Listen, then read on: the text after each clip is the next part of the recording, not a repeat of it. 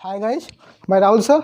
हम लोग बच्चा रेखीय आवर्धन में बात कर चुके थे, सूत्र का हम लोग डेरिवेशन भी करा चुके थे। आज हम लोग न्यूमेरिकल कुछ करेंगे। देखिए बोर्ड पे सवाल लिखी है, किसी दर्पण से 20 सेंटीमीटर दूरी पर रखी वस्तु का 4 गुना बड़ा वास्तविक प्रतिबिंब बनता है तो दर्पण की फोकस दूरी ज्ञात करना। देखो चुटकी में सवाल लगाओगे, कैसे लगाओगे बोर्ड पे ध्यान से देखो। किसी दर्पण से 20 सेंटीमीटर दूरी पर रखी वस्तु का, बताइए वस्तु कितनी दूर रखी है, u बराबर माइनस कितना हो जाएगा, वस्तु की दूरी 20 है, माइनस 20 हो गई। अब 4 गुना, अगर गुना कहीं भी लग जाए जान जाइएगा यम का मान है, तो 4 गुना बन रहा, तो 4 लिखिए। अब कैसा प्रतिबिंब बन रहा है भैया, वास्तविक बन रहा। वास्तविक में माइनस लोगे कि प्लस लोगे, लिखा चुका हूं, माइनस लिया जाएगा। और दर्पण की फोकस दूरी मतलब एफ का मान निकालना है। बोलो बात समझ में आई कि नहीं आई हमारी, नोट देखिए इतना। अब सूत्र होता है एम बराबर एफ अपान एफ माइनस कितना होता है, यू होता है। एम का मान माइनस कितना 4, एफ माइनस यू का मान कितना है माइनस 20 है, तो यहाँ माइनस 4 हो जाएगा। एफ बटे एफ माइनस माइनस प्लस यहाँ 20 बटे कितना 1, एफ करना एफ। अब ये माइनस 4f, अब 20 चौक 80 हो जाएगा। ध्यान से देखिए, एफ इधर आएगा प्लस 4f बराबर माइनस 80, 4f और 1f कितना मिल जाएगा भैया 5f माइनस 18, 516 में 80, एफ बराबर माइनस 16 सेंटीमीटर। बोलो कितना आएगा, माइनस 16 सेंटीमीटर। सवाल नहीं समझ में आई, फिर से सुनिए कैसे हम बता रहे हैं, ध्यान से देखिएगा। किसी दर्पण से 20 सेंटीमीटर दूरी पर रखी वस्तु है, वस्तु कितना दूर रखी है 20 सेंटीमीटर, तो यू का मान माइनस 20, यू का मान सदैव हम बताए थे आपको माइनस में लेना है इसीलिए। अब कितना गुना, 4 गुना। अगर कहीं भी गुना आ जाए तो जान जाइएगा एम का मान है, एम बराबर 4 गुना। इसके बाद आपको तुरंत पता करना है कि एम का मान माइनस लेंगे कि प्लस, बिना चिन्हों के रे ऑप्टिक्स अधूरी सी है। अगर आपको चिन्ह का ज्ञान नहीं है तो आप प्रकाश की पढ़ नहीं सकते हैं। ध्यान से बात समझिएगा हमारी।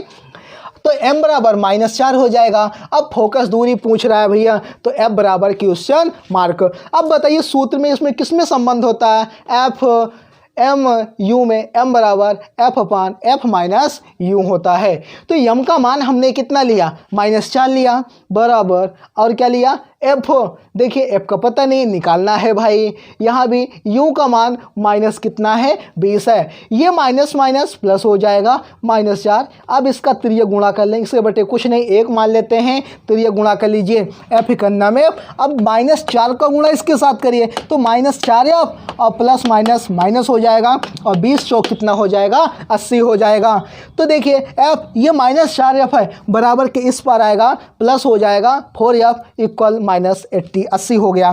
तो 4 और 1 कितना होगा 5f बराबर माइनस 80 होगा, 516 में 80, तो f बराबर कितना आ गया हमारा माइनस 16 सेंटीमीटर। नोट करिए इतना इसको।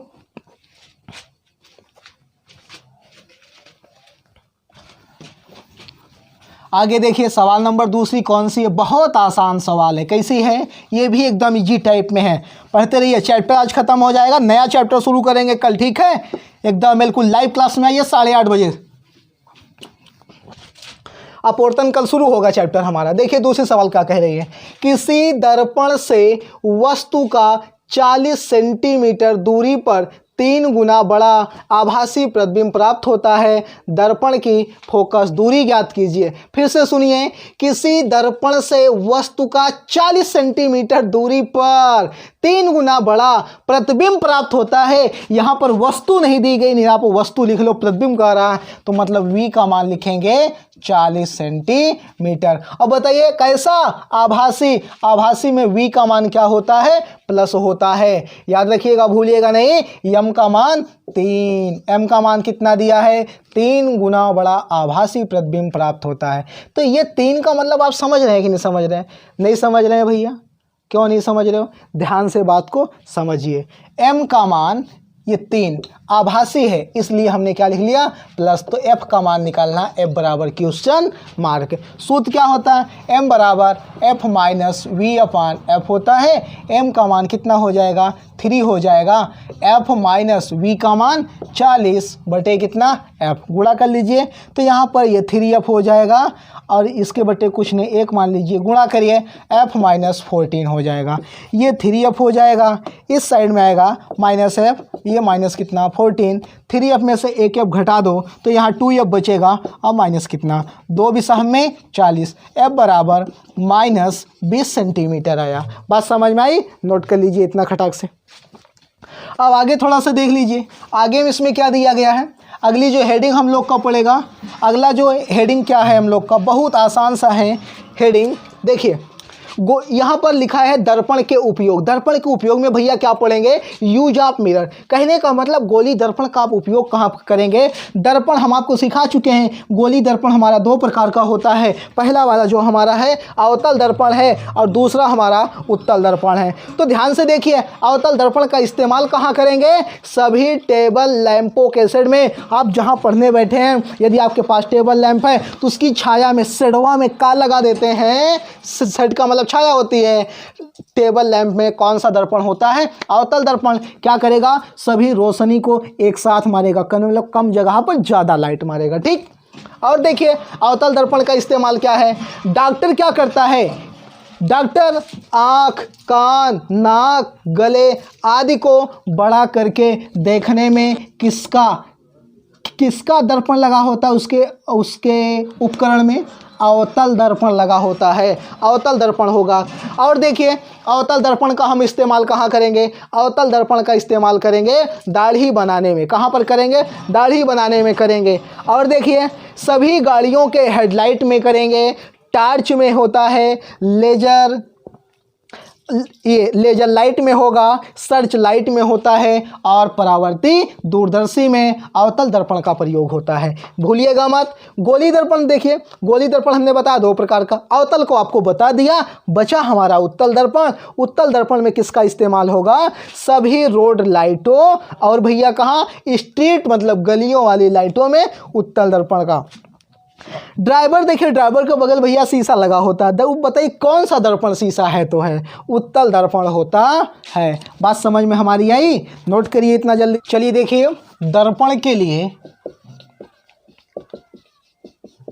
न्यूटन का सूत्र, न्यूटन का सूत्र।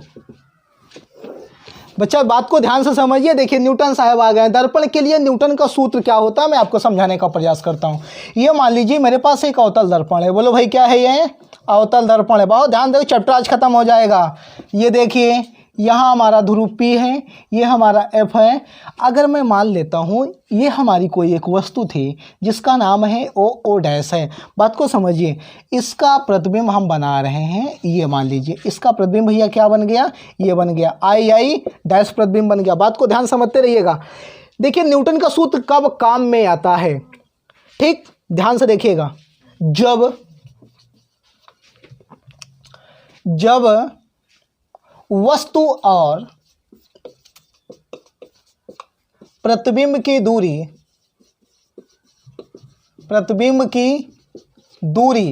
जब वस्तु और प्रतिबिंब की दूरी ध्रुव से ना नापकर फोकस से मापते हैं, तब न्यूटन का सूत्र लगाते हैं। बात समझिएगा, न्यूटन का सूत्र कहने का मतलब सभी दूरियां हम लोगों ने पहले ध्रुव से मापी, लेकिन जब न्यूटन का सूत्र का इस्तेमाल करना पड़ेगा तो आपको दूरी कहाँ से मापनी पड़ेगी, फोकस से मापनी पड़ेगी। याद रखिएगा फोकस से मापा जाएगा, न्यूटन ने ये बताया। तो यहाँ पर वस्तु, यहाँ पर फोकस है। मैं मान लेता हूँ वस्तु कितनी दूर पर है, x1 दूरी पर। कितनी दूर पर है, x1। चिन्ह लेंगे, इधर आएगा माइनस होगा। अब देखिए यहाँ प्रतिबिंब बना, प्रतिबिंब से फोकस की दूरी मान लेते हैं x2। कितना मानेंगे, x2। तो इसका चिन्ह भी क्या होगा, माइनस होगा। तो सूत्र हमारा होता है F1 इंटू F2 बराबर x1 इंटू कितना होगा, x2 होगा। बात को बहुत विधिवत तरीके से समझिए।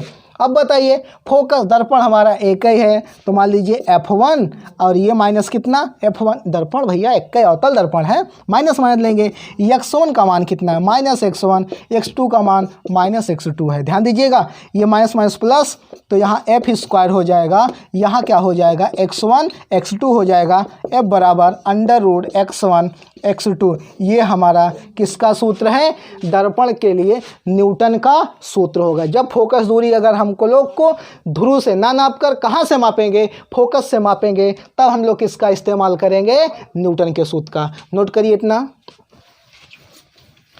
चलिए पॉइंट में जान लीजिए थोड़ी सी और बातें। क्या बात है भैया पॉइंट में, ध्यान से समझना है। ये हमारा पॉइंट में देखिए, पॉइंट क्या कह रहा है, ठीक, ये हमारा अवतल दर्पण है, ठीक, क्या है, अवतल दर्पण है। ये बात को समझिए, ये P है, F है, ये C है। यहाँ प्रकाश की किरण गई तो यहाँ पर आ गई, ये फोकस से होकर गई। अब देखिए मुख्य अक्ष के समांतर गई तो कहाँ से होकर जाती है, फोकस से होकर गई। तो अवतल दर्पण किरणों को क्या करता है, मोड़ता है। ये क्या करता है, किरणों को क्या करता है, मोड़ता है, मतलब झुका देता है। इसीलिए इसको अभिसारी दर्पण भी कहते हैं। बोलो कैसा है, अवतल दर्पण का नाम क्या है, अभिसारी। ठीक है, याद रखिएगा। बात समझ में आई कि नहीं आई, पॉइंट में। अब देखिए यदि मैं उत्तल की बात करूं, ये हमारा P है, ये हमारा F है, ये हमारा C है। तो बताइए ये बेचारा क्या कर रहा है, ये बेचारा फैला देता है प्रकाश की किरणों। बात समझ में आई। अब देखिए ये क्या करेगा, हमारा ये प्रकाश की किरणों को क्या कर रहा है, फैला रहा है, फैला रहा है। इसीलिए हम लोग इसको कौन सा बोलेंगे, अपसारी। बात समझ में आई कि नहीं आई। अवतल दर्पण का दूसरा नाम क्या है, अभिसारी दर्पण है, और उत्तल दर्पण का नाम क्या है, अपसारी दर्पण है। बात समझ में आई। यदि वीडियो आपको पसंद आया हो तो वीडियो को लाइक करें, कमेंट करें, चैनल को सब्सक्राइब करना ना भूलें। और कल हाँ ध्यान रहे 8:30 बजे लाइव क्लास में आइए, ठीक है, लाइव क्लास में आइए। अपवर्तन शुरू होगा 0 लेवल से हाई लेवल तक, पूरा न्यूमेरिकल एक दिन में करवाएंगे, ठीक है। ज़्यादा सवाल नहीं इसमें, टेंशन मत लीजिए, ठीक। तब तक के लिए नमस्कार।